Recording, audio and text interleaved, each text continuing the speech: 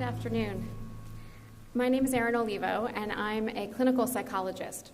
So I'm here actually doing something that's very different than my day job, talking about sentiment analysis.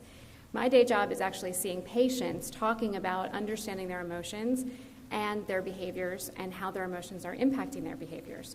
So much like what our first presenter today was talking about sort of really bringing in an academic focus, that's exactly what Smogfarm has tried to do. So my friend James Cranebaker approached me about a year ago to come and be a part of the team that he was compiling to develop a new sentiment analysis tool that was really going to be rooted in real scientific theory and foundation. That was supposed to be much bigger, but essentially, we really did want to have a theoretical and scientific approach to how we were developing our technological tool. And I'm going to speak mostly today, in my 5 minutes, on the science of emotion and how we really feel that we need to go beyond just positive and negative sentiment and look at how people really feel things and how they express their emotions. So first and foremost, emotions are really discrete biological phenomenon. And as such, it's too simplistic to try to boil those complex experiences down to just simply positive and negative. They can actually be categorized through research into emotion families. Each family of emotion is identified based on the unique sort of characteristic triggers that might trigger a particular emotion, then the physiological symptoms that we experience when we're experiencing said emotion, and then also universal and cross-cultural facial expressions that also accompany these emotions, and finally behavioral impulses.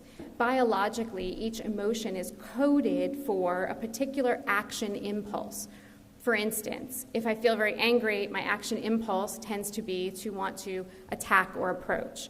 If I'm feeling sad or fearful, my action impulse would be to withdraw or isolate or hide.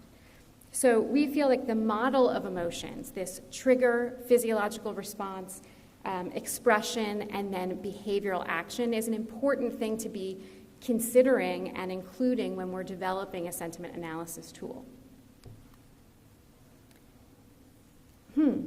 Our format is completely messed up, so let me tell you what this slide is supposed to say.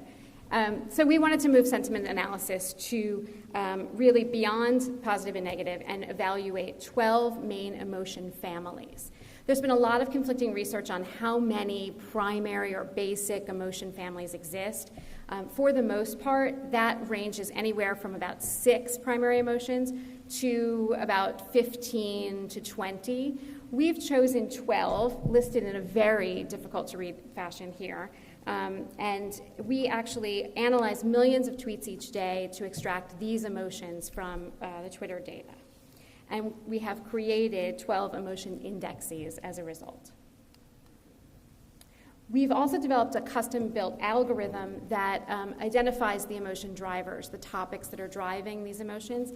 Moving back to this idea of a model of emotions, this really gives us the sense of the trigger. Then we move on to the expression in the actual language that people are using. And it gives us then also some indication of the overall mood.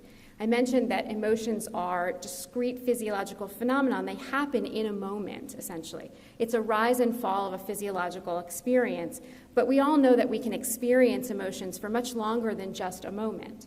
That's when we actually start talking about a mood, and that's when we analyze a time series of moment-by-moment emotional expressions and can sense a mood in the course of hours. I'm going to show you an output from what we do, and this is on a particular day, the day that Steve Jobs died. You can see that here we're actually looking at 2 different emotions. The top line is anger, and this bottom line that then rises and peaks precipitously is the sadness index. So we can see from this 2 things, I think, that are important takeaways from this. One is that these would both be characterized as negative sentiment, but are clearly very different lines. And second, that we can see that there is two distinct moods that we can actually extract from this, one in the beginning of the day and then to the end of the day. And I think I have to wrap up. Just want to say on this slide, it's telling us that it actually does work. We compared our data to that of the Gallup Daily Mood Index, where they poll 3,000 families each day, and we were highly correlated and predicted one day in advance the Gallup information. Thank you very much.